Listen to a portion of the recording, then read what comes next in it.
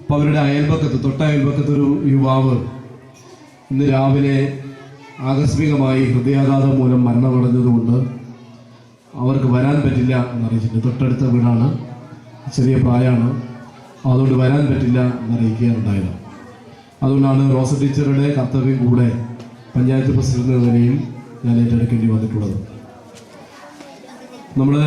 നമുക്കറിയാം, സാധാരണ ഒരു പൊതുവിദ്യാലയം എന്ന് പറയുമ്പോൾ നമ്മുടെ എല്ലാം മനസ്സിലുള്ളത് ഒരുപാട് പരാധീനതകൾക്കിടയിൽ വീർപ്പ് മുട്ടുന്ന വിദ്യാലയമാണ്.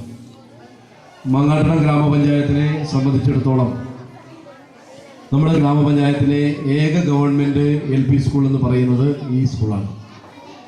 അതുകൊണ്ട് നമുക്കിതൊരു അഭിമാന സ്തംഭമായി, നമ്മുടെ കേരള സംസ്ഥാനത്ത് തന്നെ പൊതുവിദ്യാലയങ്ങളുടെ കൂട്ടത്തിൽ ഒരു അഭിമാന സ്തംഭമായി, മാതൃകാ സ്ഥാപനമായി ഉയർത്തിക്കൊണ്ടുവരാൻ തക്ക വിധത്തിൽ, നമുക്ക് എടുത്തു പറയാൻ തക്ക വിധത്തിൽ നമുക്കിതിനെ മാറ്റാൻ സാധിച്ചിട്ടുണ്ട് എന്നുള്ളതാണ് അഭിമാനകരമായ ഒരു കാര്യം. ഇപ്പൊ നിങ്ങളൊക്കെ സാധാരണ പറയും, ഒരു പൂ ചോദിച്ച് പൂക്കാലം തന്നു എന്നൊക്കെ നമ്മൾ സാധാരണ പറയാറുണ്ട്. അങ്ങനെ പറയുമ്പോൾ നമ്മളൊരു സ്വയം പുകഴ്ത്തലാണോ എന്നൊരു സംശയിക്കുന്നുണ്ട്. പക്ഷെ പറയാതിരിക്കാൻ വയ്യ, ടീച്ചർ ഇത്രമാത്രമൊന്നും ചോദിച്ചിരുന്നില്ല. പദ്ധതി തയ്യാറാക്കുമ്പോൾ ഇവിടുത്തെ PTA പ്രസിഡന്റും രക്ഷാകർത്താക്കളും ഇവിടുത്തെ ടീച്ചേഴ്സും ഒന്നും ഇത്രമാത്രമൊന്നും ആവശ്യപ്പെട്ടിരുന്നില്ല. പക്ഷെ നമുക്കിങ്ങനെയൊക്കെ ചെയ്യണം എന്ന് തോന്നുകയുണ്ടായി. വിദ്യാഭ്യാസ വർക്കിംഗ് ഗ്രൂപ്പ് ഈ വിദ്യാലയത്തെ ഉയർത്തിക്കൊണ്ടുവരണം നിർദ്ദേശം വെക്കുന്നു.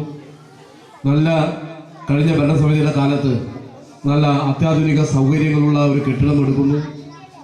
നമ്മളിങ്ങനെ ഒരു ഈ കെട്ടിടമുള്ള സൗകര്യമുള്ള സ്കൂളിൽ എല്ലാ ക്ലാസ് റൂമുകൾക്കകത്തും ലാപ്ടോപ്പ് കമ്പ്യൂട്ടർ ഉപയോഗിച്ചുകൊണ്ട് കുട്ടികൾക്ക് കമ്പ്യൂട്ടർ പരിജ്ഞാനം ഏർപ്പെടുത്തുന്നു. അത്യാധുനിക സൗകര്യമുള്ള ഒരുപക്ഷെ ഒരു